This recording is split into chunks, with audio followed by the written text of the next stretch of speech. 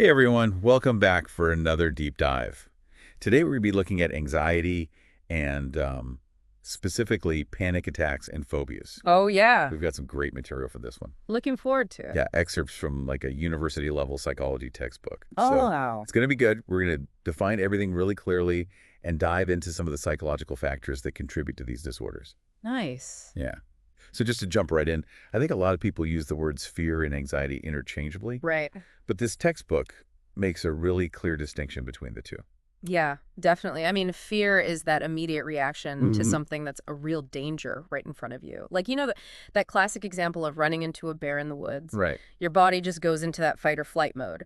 But anxiety is more about what might happen. Right. Even if the threat's not actually there or even that likely. It's like that feeling you get before a big presentation, Yeah. or an important exam.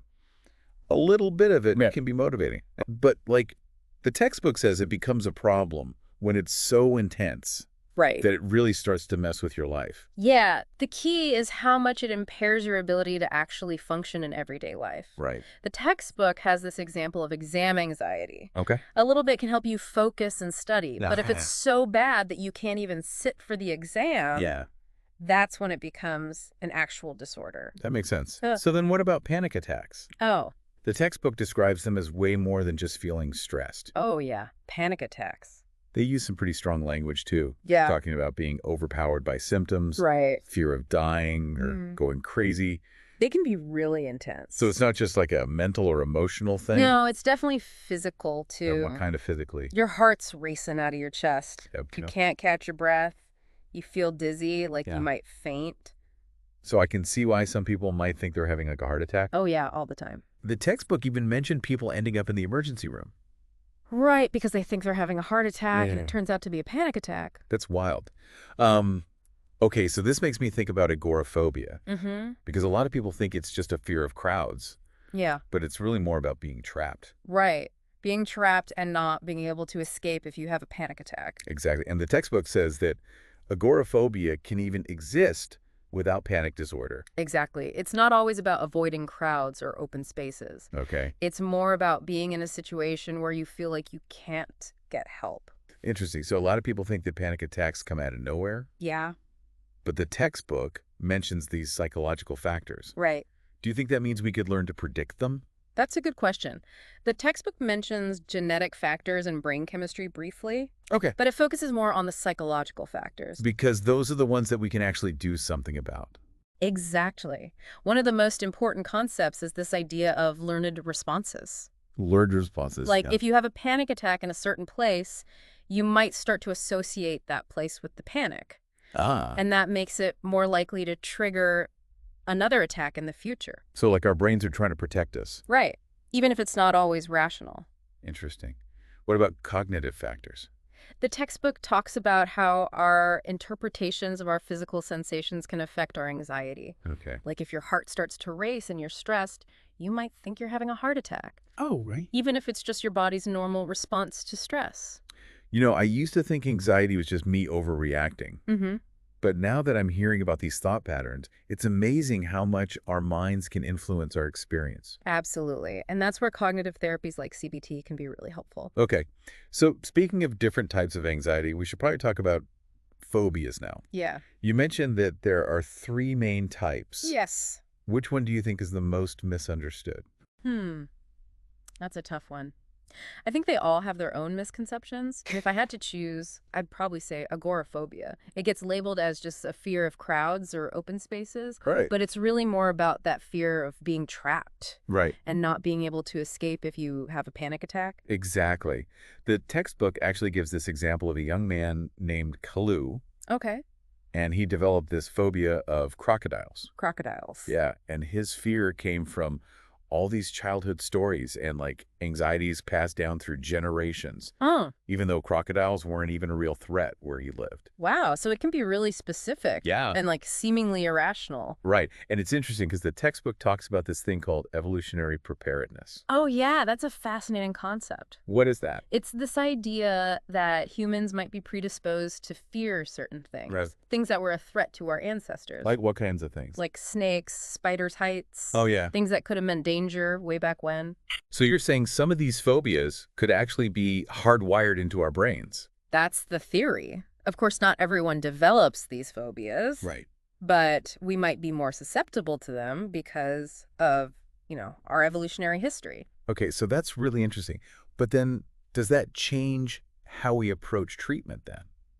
That's a great question. Like, could we use this understanding to develop better therapies? Yeah, it's definitely an area of ongoing research. Okay. Some researchers think that if we understand the evolutionary roots of phobias, Yeah. we might be able to create therapies that specifically target those underlying mechanisms. Fascinating. So it seems like there's a lot more to phobias than we might think. Absolutely. The textbook dives into all these different psychological perspectives on phobias, Oh. like the psychoanalytic perspective, learning theory, and cognitive approaches. Let's break those down, starting with the psychoanalytic perspective. Okay, so that perspective is often associated with Freud, Okay. and it suggests that phobias could come from unconscious conflicts and early childhood experiences. So it's not just about the fear itself. Right. It's more like the fear is a symptom of something deeper.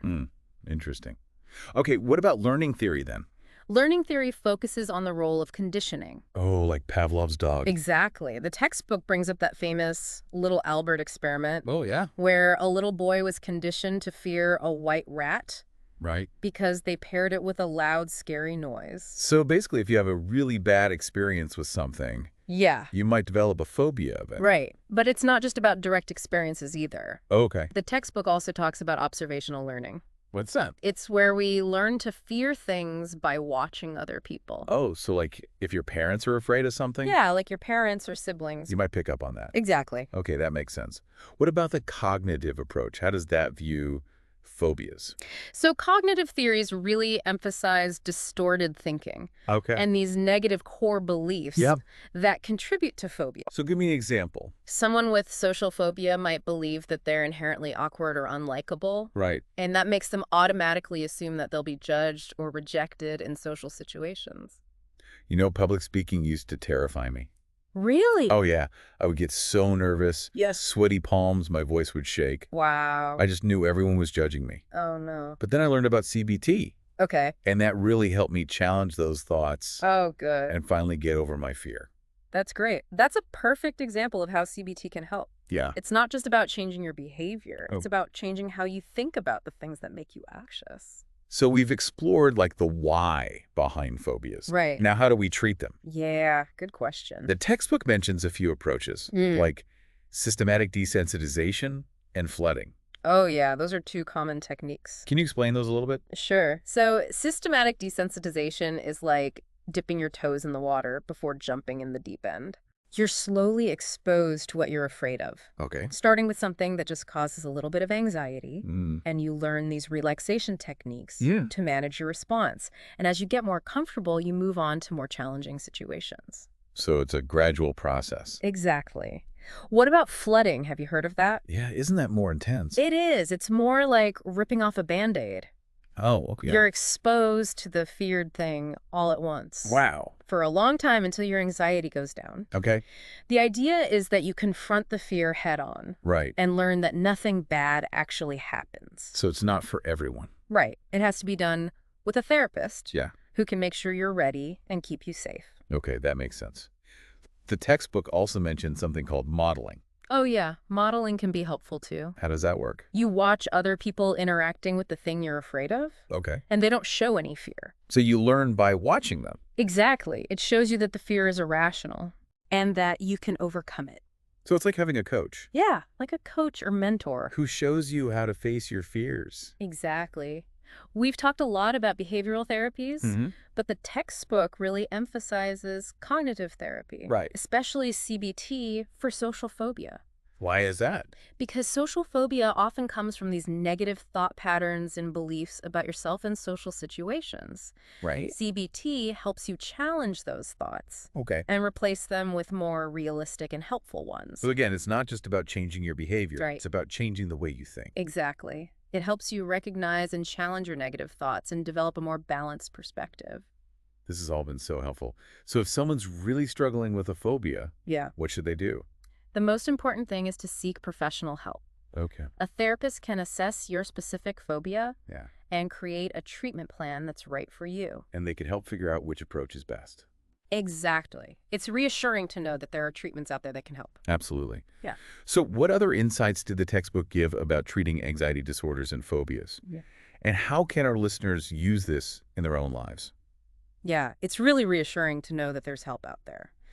And the textbook really emphasized that therapy can be so beneficial, Oh, absolutely. especially those behavioral and cognitive approaches. Yeah, they can really help people understand their anxiety, Right. challenge those negative thought patterns, and really take control of their experience. So it's not about like getting rid of fear altogether. No, not at all. It's more about learning to manage it.